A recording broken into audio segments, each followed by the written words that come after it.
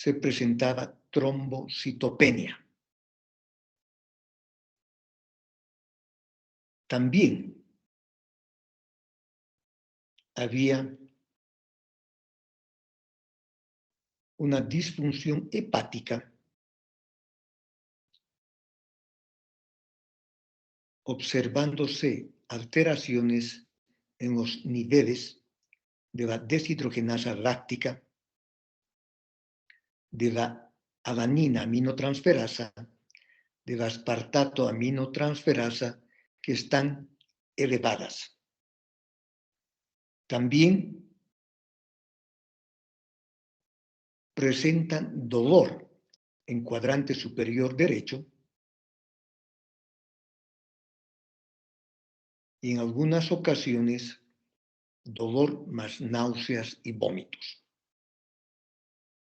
Por otra parte, existe una insuficiencia renal aguda, observándose una oliguria menor a 500 ml en orina de 24 horas. Existe un edema pulmonar. También se observa cefalea muy intensa que no cede con el tratamiento habitual. Además, existen trastornos visuales donde puede presentarse visión borrosa, diplopía, escotomas, amaurosis. Entonces, cualquiera de estas manifestaciones, más una hipertensión igual o mayor a 160/110, implica que estamos frente a un cuadro de preeclampsia con características severas. El diagnóstico.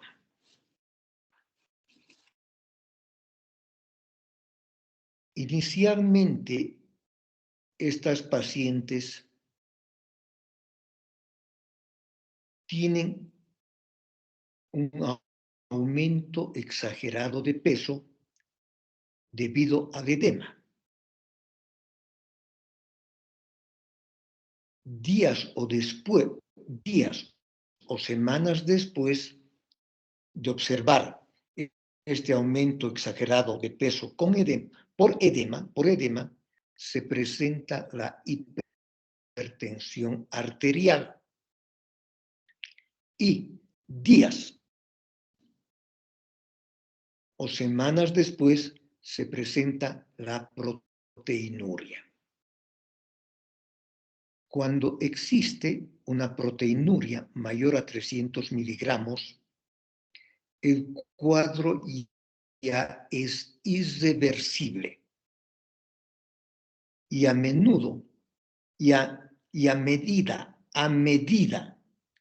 que continúa el embarazo, va a haber mayor deterioro de la salud materna. Se van a presentar cada vez mayores complicaciones. No hay manera de evitar que este cuadro siga evolucionando y causando mayor daño.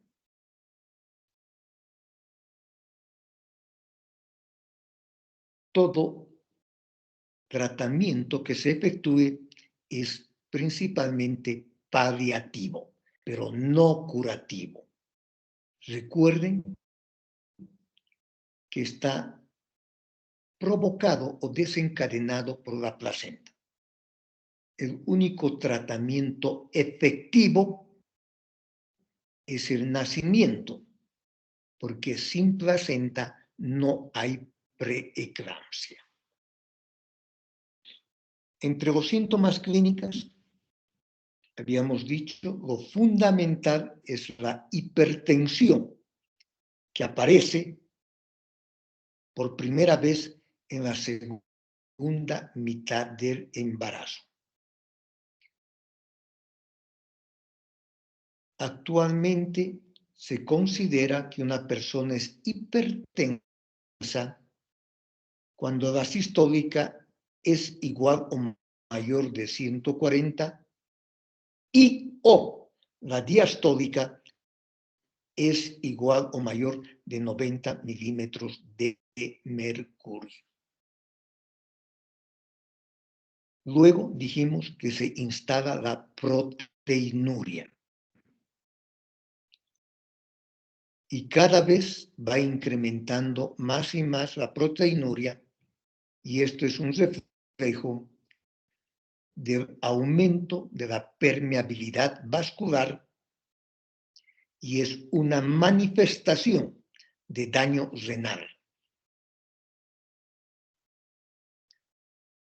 Otros síntomas son, como habíamos mencionado, el dolor en cuadrante superior derecho ocasionado por la disfunción hepática. Otro síntoma es la oliguria, las alteraciones visuales, la cefalea, la hiperreflexia patelar,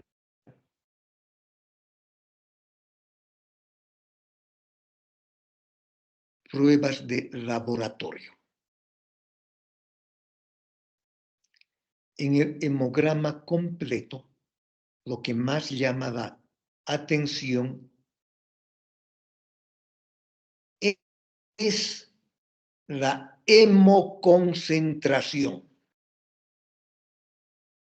Y también existe una trombocitopenia. Este es el único cuadro durante el cuadro patológico durante el embarazo donde se presenta hemoconcentración. En cambio, todas las demás patologías durante el embarazo se caracterizan por hemodilución. Debido a la hemodilución, entre comillas, podemos decir o hablar de la anemia fisiológica del embarazo. Pero este es el único cuadro totalmente todo lo contrario, donde existe hemoconcentración y existe una trombocitopenia menor a 100.000 plaquetas. En la muestra periférica vamos a observar una hemólisis microangiopática. También se va a observar al examen microscópico la presencia de esquistocitos, que son células en forma de casco.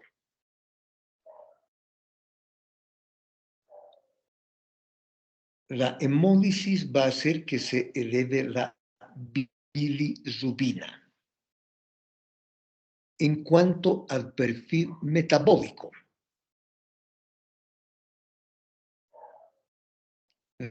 la creatinina está elevada.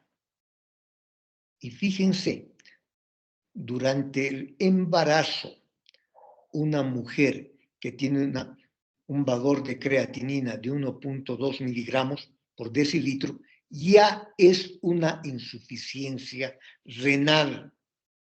Repito, con un valor de creatinina igual o mayor de 1.2 miligramos ya es una insuficiencia renal. Para una mujer no embarazada sería un valor completamente normal indicaría que hay buena función renal, pero en el embarazo, con este valor o con esta cifra, ya es una expresión de insuficiencia renal. Por otra parte, existe proteinuria, repetimos, mayor a 300 miligramos en orina de 24 horas.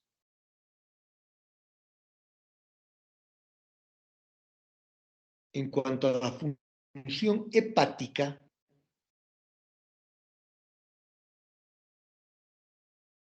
están elevadas las bilirrubinas, mayor a 1.2 miligramos también,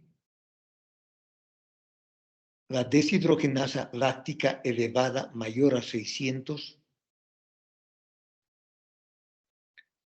la alanina aminotransferasa y espartato aminotransferasa mayor a 72. También existe una elevación del ácido úrico mayor a 7 miligramos. Y en realidad, este es una de las primeras manifestaciones del laboratorio, la elevación del ácido úrico. Pero quiero aclarar que no es una prueba con alta sensibilidad ni especificidad. Evaluación fetal.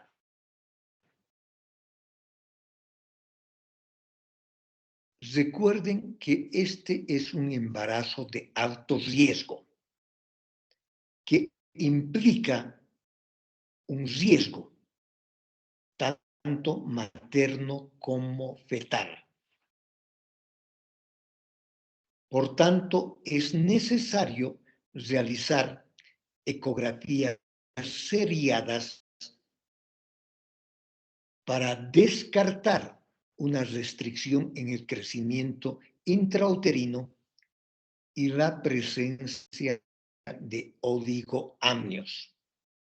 Repito, oligoamnios se asocia con sufrimiento fetal y existe restricción en el crecimiento intrauterino cuando el tamaño y el peso fetal, están por debajo del percentilo 10. Entonces, si la ecografía nos indica que el peso fetal se encuentra por debajo del percentilo 10, estamos frente a un caso de restricción en el crecimiento intrauterino. Esto debido a la disminución del flujo sanguíneo placentario. Y lógicamente, pues, es un feto con alto riesgo. Por otra parte, si las ecografías deben ser seriadas cada 3 a 4 semanas, en estos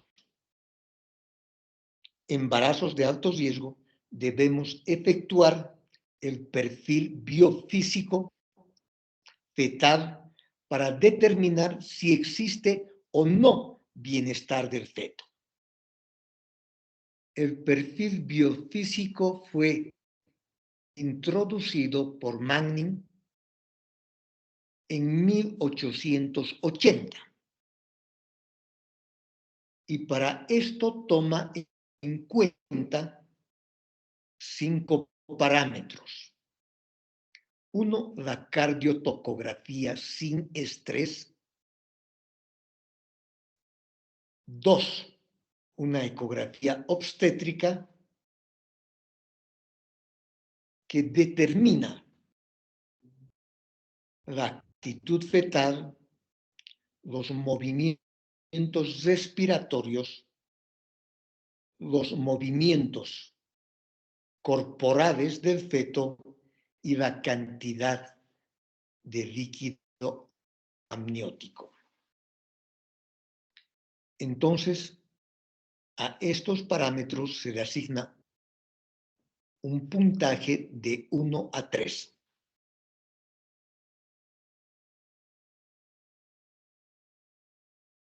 Perdón, un puntaje de 1 a 2, de 1 a 2.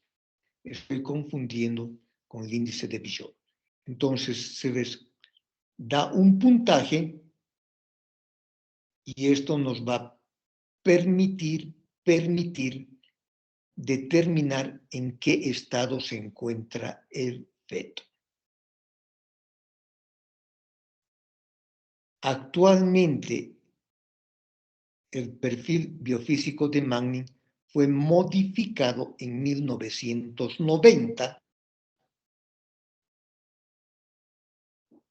y ahora se toma en cuenta solo 2 parámetros. La cardiotocografía sin estrés y el volumen de líquido amniótico por ecografía. La cardiotocografía sin estrés es una prueba que nos permite determinar en un momento preciso la frecuencia cardíaca fetal. Luego, nos permite observar si existe aumento o disminución de la frecuencia cardíaca fetal, nos permite observar la variabilidad de latido a latido, se semeja, no es igual, se semeja a un electrocardiograma y nos permite, de alguna manera, determinar si este feto se encuentra o no en buenas condiciones. Y lógicamente, por ecografía, vemos el volumen del líquido amniótico. Recomendaciones en la conducta o en el tratamiento de una paciente con preeclampsia. Entre las consideraciones a tomar en cuenta están la edad gestacional, la gravedad de la preeclampsia, la condición materna y la condición fetal. Estos 4 parámetros son fundamentales para la conducta o tratamiento.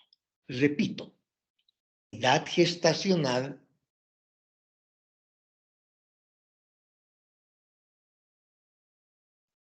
estado materno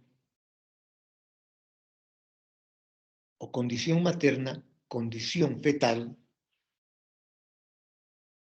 y la gravedad de la preeclampsia. Plan de conducta general, que es lo que vamos a hacer si es una preeclampsia sin características severas. En estos casos, la presión arterial es menor de 160-110 milímetros de mercurio. Y la proteinuria es mayor a 300 miligramos. En algunas ocasiones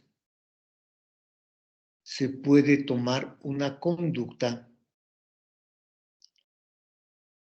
con pacientes en forma ambulatoria, siempre y cuando la paciente pueda seguir y cumplir todas las indicaciones médicas, pueda acudir rápidamente al centro hospitalario en casos de agravamiento del cuadro.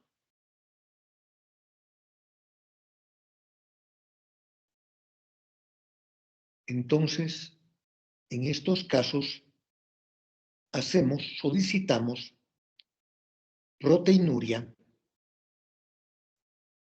pruebas de función renal, pruebas de función hepática,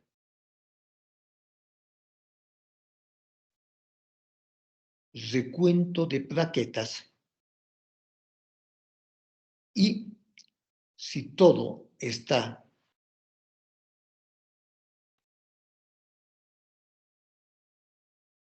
todavía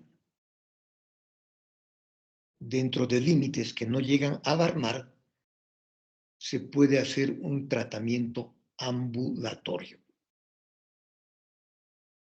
Estas pacientes deben acudir al centro hospitalario por lo menos 2 veces por semana. Debe hacerse el control de peso. Recuerden que una de las primeras manifestaciones es el aumento excesivo de peso por edema. Controlar la presión arterial de la forma más correcta posible y repetir los exámenes de laboratorio, realizar la cardiotocografía sin estrés y realizar una ecografía para determinar volumen de líquido amniótico.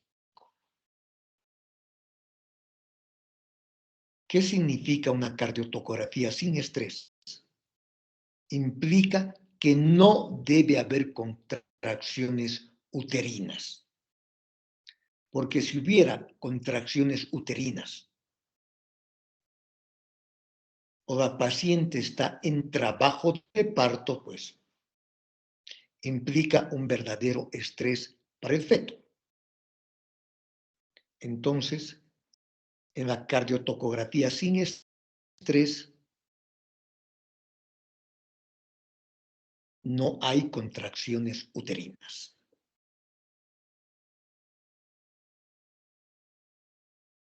Si la paciente continúa estable,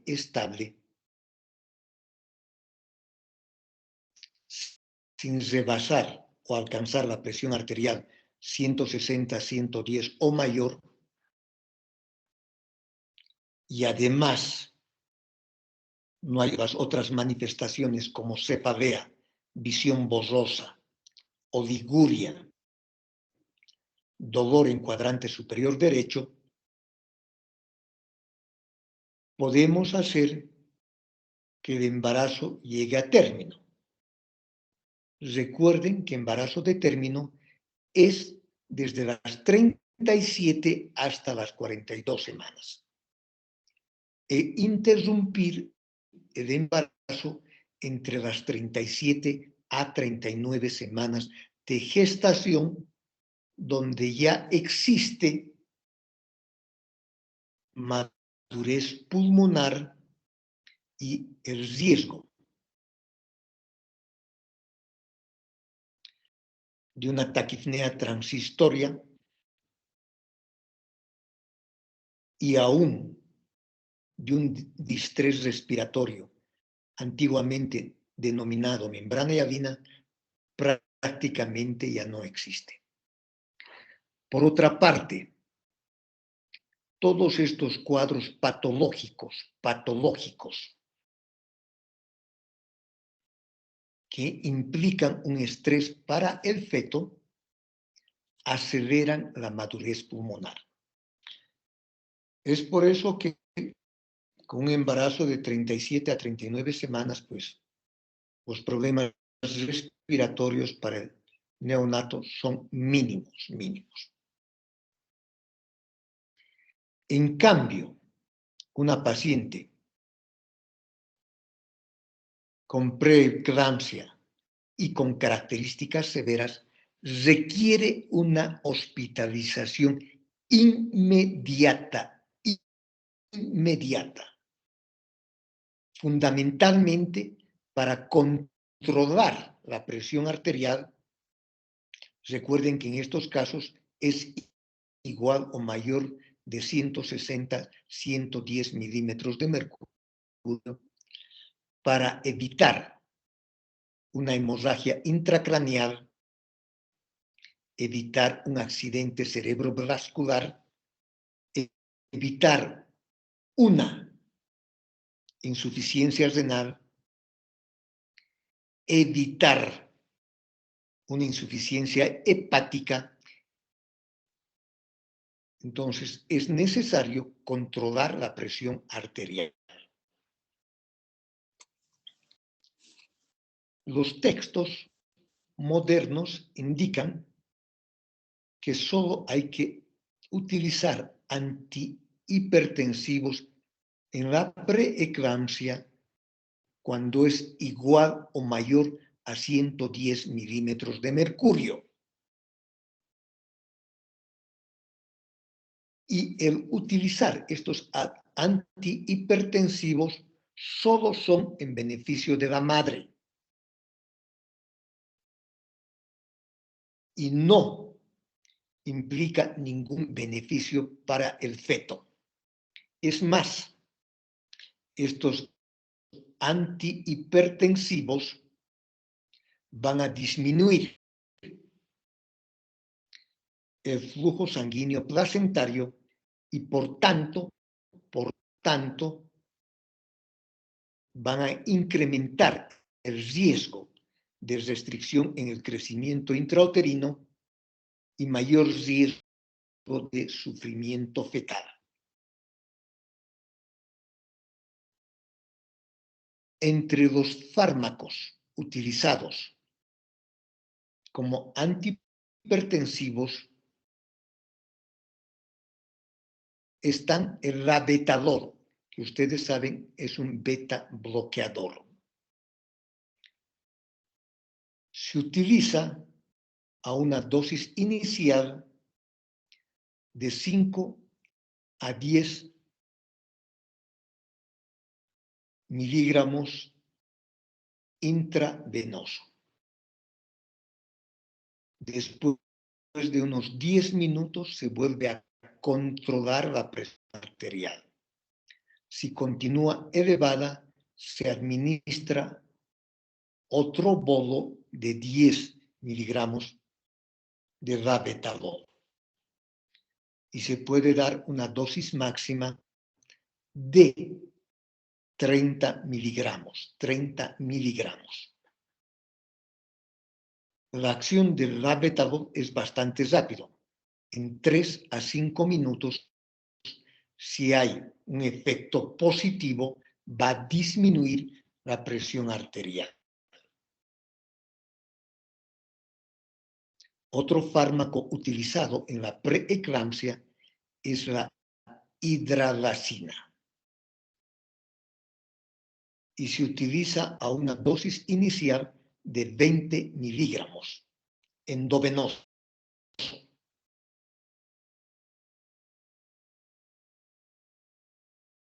Si no hay respuesta, podemos ir incrementando la dosis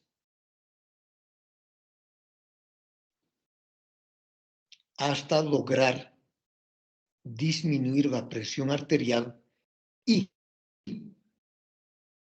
en general no debe bajar de 150 a 100 miligramos, de 150 a 100 milímetros de mercurio para evitar una disminución del flujo uteroplacentario.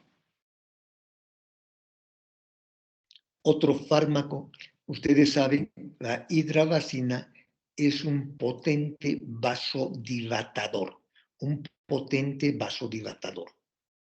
Y otro fármaco utilizado es el nifedipino, bloqueador de los canales de calcio. Se empieza con una dosis de 30 miligramos. Se hace el control en 10 minutos y llegar hasta una dosis máxima de 120 miligramos en 24 horas.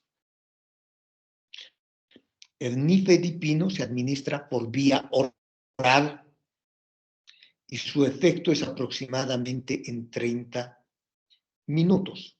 La hidralazina endovenoso actúa en 10 a 30 minutos. En general, se empieza con el beta bloqueador, después de administrar algunas dosis. Si no hay respuesta, se puede pasar a la hidralazina, continuar con la hidralazina. Y por otra parte, debemos evitar las convulsiones maternas, o sea, que se instale una eclampsia. El fármaco de elección es el sulfato de magnesio, que entre sus acciones tiene acción curarizante, o sea, efectúa un bloqueo neuromuscular. Es un vasodilatador periférico leve.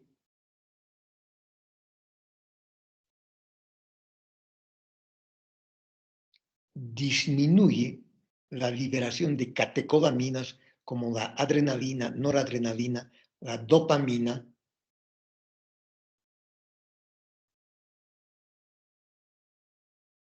Y de esta manera también ayuda levemente con la hipertensión, pero lo más importante es que evita las convulsiones. La dosis endovenosa es la dosis inicial de 4 a 6 gramos. Luego, 1 a 2 gramos cada hora.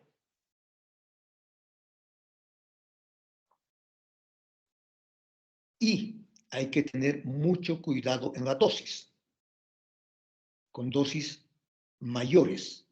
La dosis ideal está entre 4.8 a 8.4 miligramos.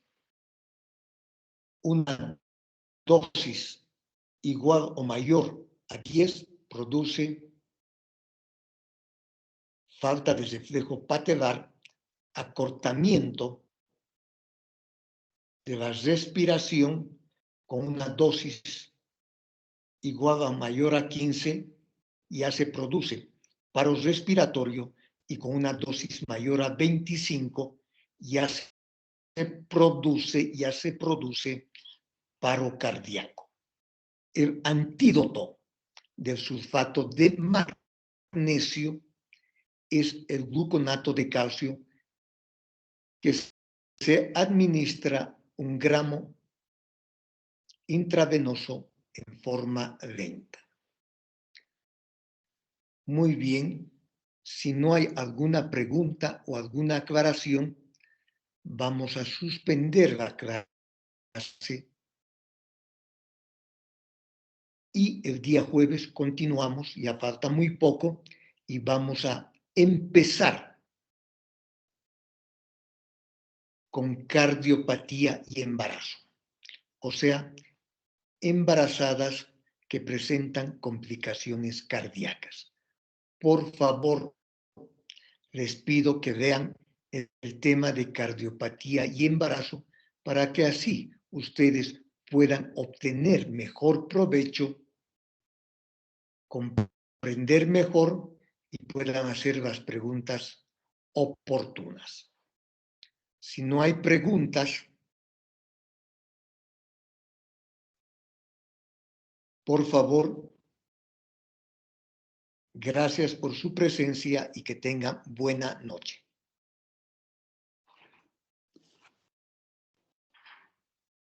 Buenas noches, doctor. Gracias.